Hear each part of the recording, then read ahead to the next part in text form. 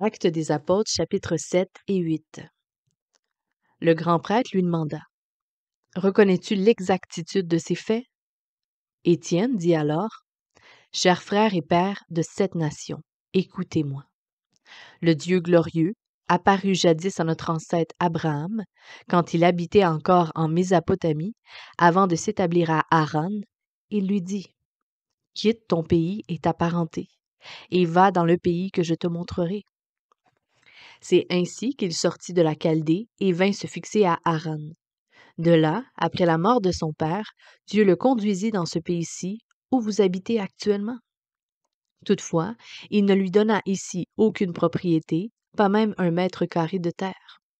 Par contre, il lui promit que le pays tout entier lui appartiendrait à lui et après lui à ses descendants, alors qu'à cette époque il n'avait pas encore d'enfants.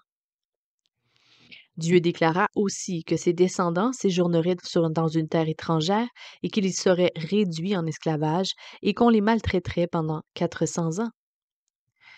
Mais, ajouta Dieu, j'exaucerai ma justice contre la nation qui en aura fait ses esclaves.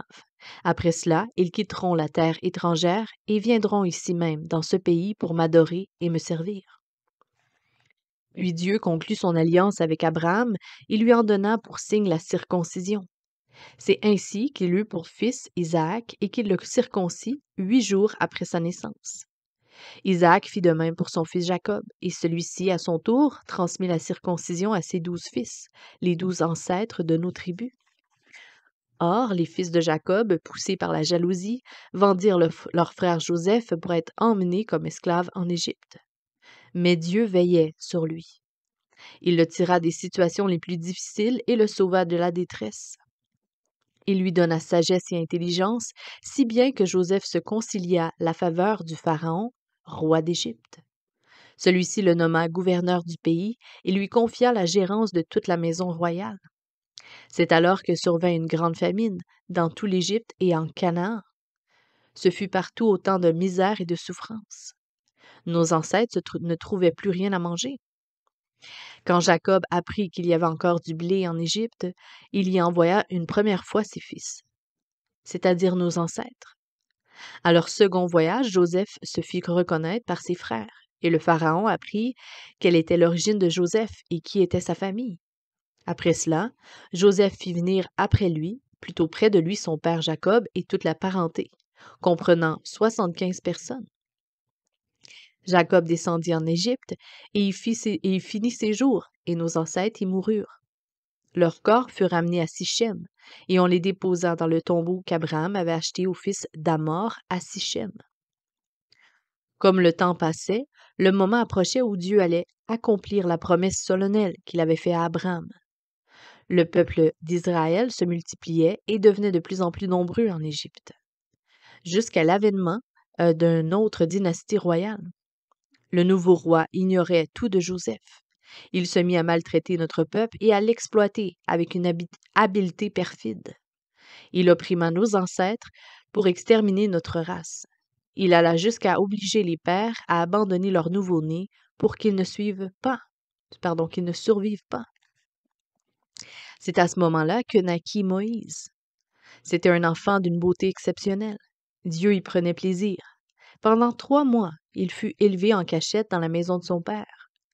Lorsque finalement les parents l'exposèrent sur le Nil, il fut recueilli par la fille du Pharaon qui l'adopta et le fit élever comme son propre fils. C'est ainsi que Moïse fut initié à toute la science des Égyptiens et qu'il devint un habile orateur, aussi bien qu'un homme d'action remarquable. Lorsqu'il eut atteint la quarantaine, l'idée lui vint de voir dans quelles conditions vivaient ses frères de race, les Israélites.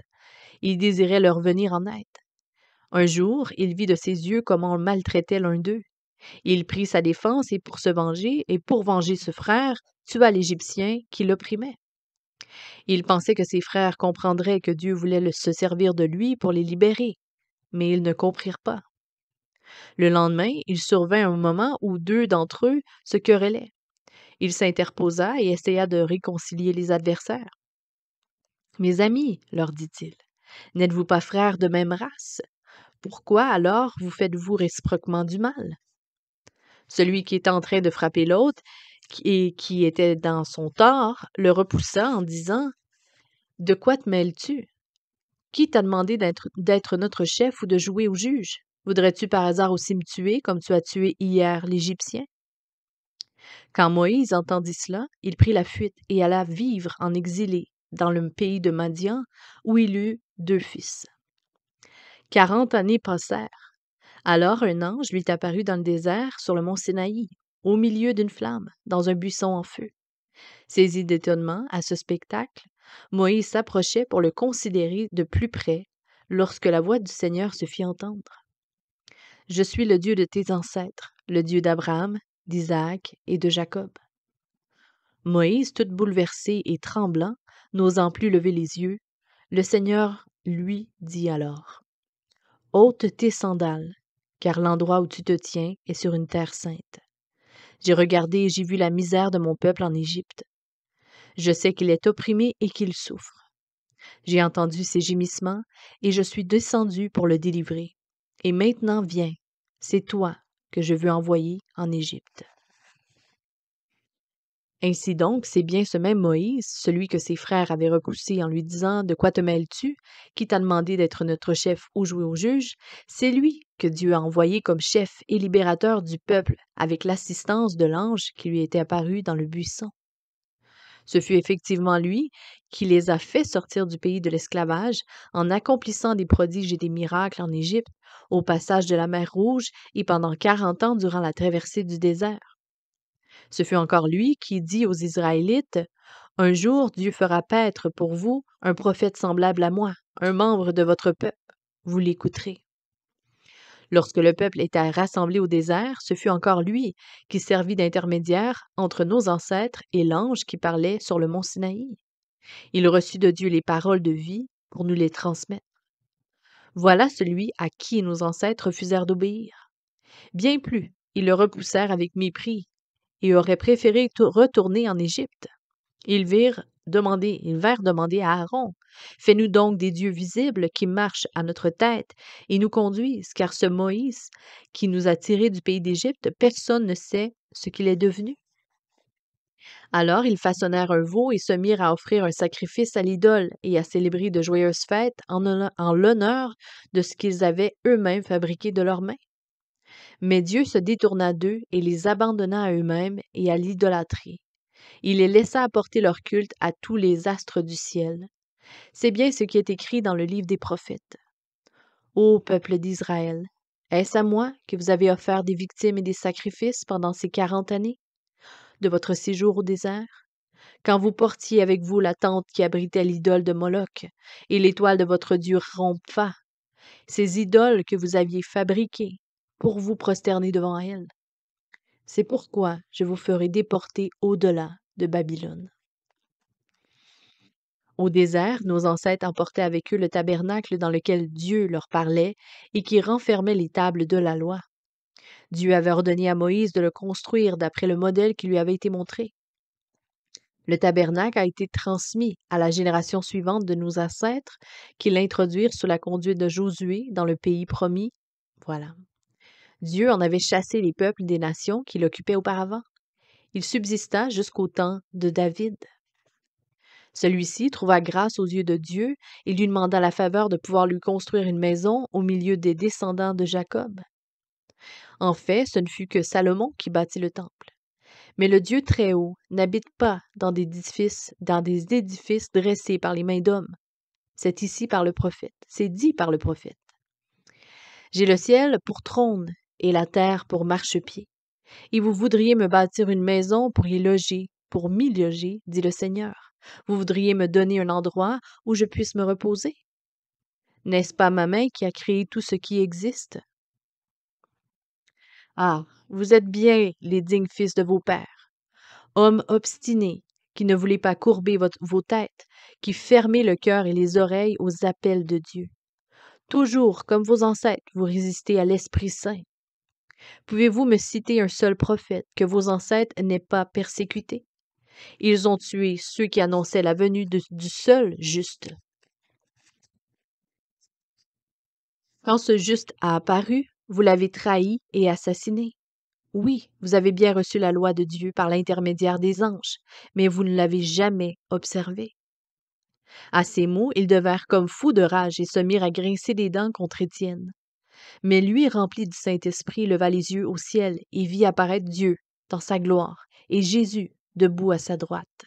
« Je vois, s'écria-t-il, le ciel ouvert et le Fils de l'homme debout à la droite de Dieu. » Alors ils se mirent à vociférer en se bouchant les oreilles. Ils se ruèrent ensemble sur lui, le traînèrent hors de la ville et le tuèrent à coups de pierre. Les témoins de l'exécution avaient confié leurs vêtements à la garde d'un jeune homme appelé Saul. Pendant que les pierres pleuvaient sur lui, Étienne priait ainsi. « Seigneur Jésus, reçois mon esprit. » Puis il tomba à genoux et de toutes ses forces lança un dernier cri. « Seigneur, ne leur demande pas compte de ce péché. » Après ces paroles, il expira. Chapitre 8. Saul avait donné son approbation à l'exécution d'Étienne. Ce meurtre fut le signal d'une violente persécution qui, à partir de ce jour-là, se déchaîna contre l'Église de Jérusalem. Et tous les chrétiens se dispersèrent à travers la Judée et la Samarie. Les apôtres seuls restèrent à Jérusalem.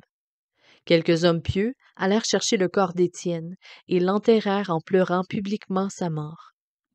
Quant à Saul, il faisait autant de mal que possible à l'Église. Il pourchassait et malmenait ses membres, allant de maison en maison pour en arracher les croyants, hommes et femmes, et les jeter en prison.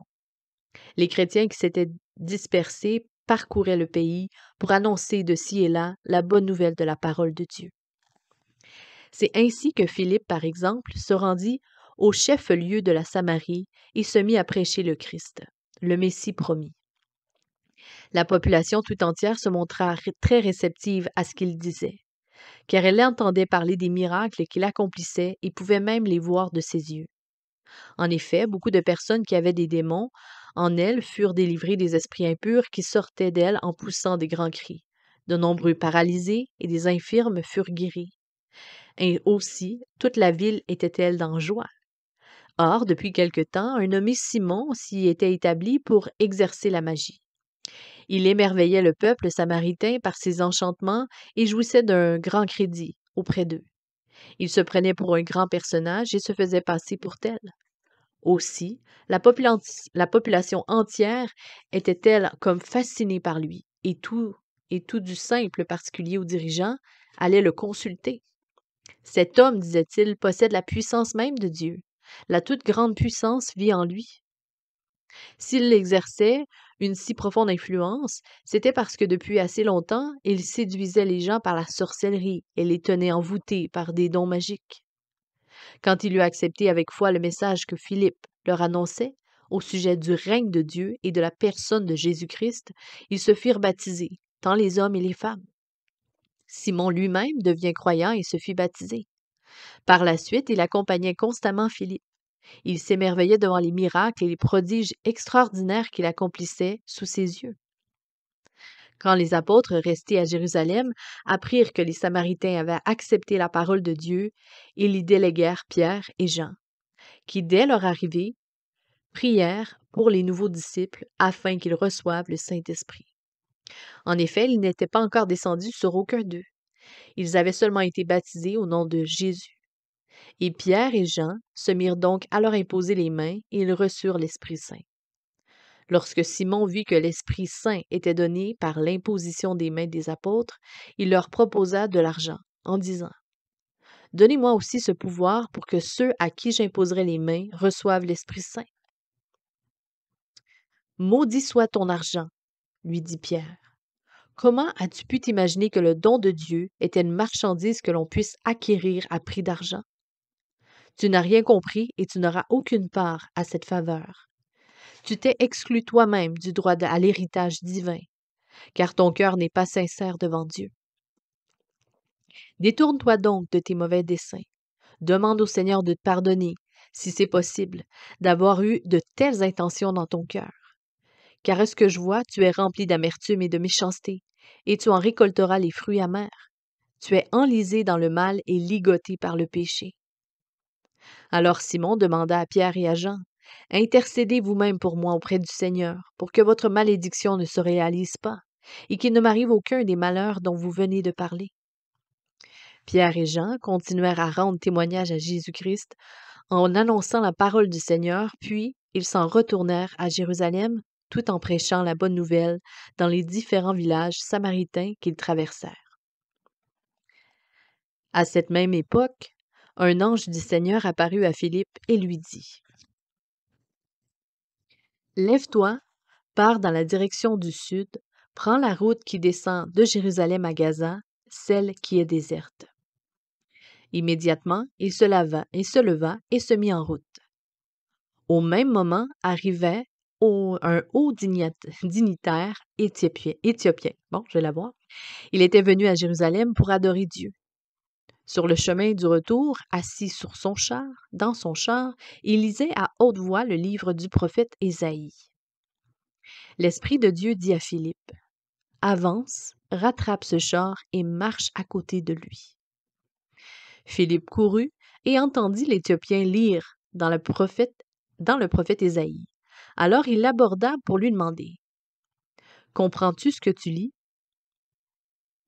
« Comment veux-tu que je comprenne? » reconnut l'autre, « si je n'ai personne pour me guider et m'expliquer? » Il fit signe à Philippe de monter dans la voiture et de s'asseoir à côté de lui. Or, il était en train de lire ce passage de l'Écriture. « Comme un mouton, il a été conduit à l'abattoir, comme l'agneau qui se laisse tondre sans un cri, il n'a pas ouvert la bouche. Il a été humilié, il fut injustement traité, mais par son abaissement, il a fait lever la condamnation qui aurait pu prononcer contre nous. Qui peut comprendre les hommes de sa génération? Qui racontera son destin? Qui comptera sa descendance? Car sa vie sur la terre a été supprimée. » L'Éthiopien demanda à Philippe, « Dis-moi, s'il te plaît, de qui est-il question? Le prophète parle-t-il de lui-même ou de quelqu'un d'autre? » Alors Philippe prit la parole et, en partant de ce texte, il lui annonça la bonne nouvelle de Jésus. En continuant leur route, ils passèrent près d'un point d'eau. Le ministre s'écria, « Voici de l'eau. Qu'est-ce qui m'empêche d'être baptisé? » « Si tu crois de tout ton cœur, tu peux l'être, » lui répondit Philippe. « Oui, » déclara le ministre, « je crois que Jésus est le Fils de Dieu. » Aussitôt, il donna l'ordre d'arrêter le char. Philippe et le ministre descendirent tous deux dans l'eau et Philippe le baptisa. Quand ils remontèrent de l'eau, l'Esprit du Seigneur enleva Philippe et disparut aux yeux du ministre. Mais celui-ci poursuivit sa route, le cœur rempli de joie. Philippe se retrouva dans la bourgade d'Asdod, d'où il se rendit à Césarée en annonçant la bonne nouvelle dans toutes les localités qu'il traversait.